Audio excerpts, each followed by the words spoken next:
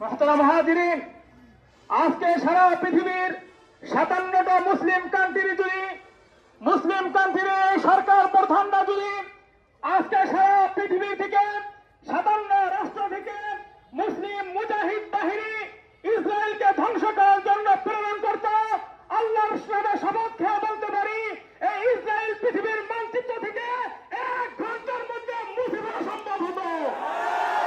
আজকে সারা পৃথিবীর মুসলিম রাষ্ট্র প্রধানরা তারা ইহুদি নাসারাদের সাথে তালে তাল মিলিয়ে চলতেছে, কোনোভাবে তারা কোনো প্রতিবাদ করতেছে না।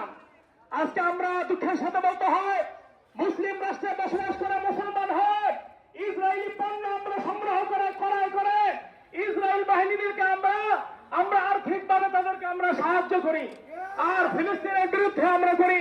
এই জন্য আমরা এখান থেকে প্রতিজ্ঞা করব, আমরা কোনোভাবে কোনো রূপ ভাবে কোন ইসরায়েলি পণ্য আমরা ব্যবহার করব না।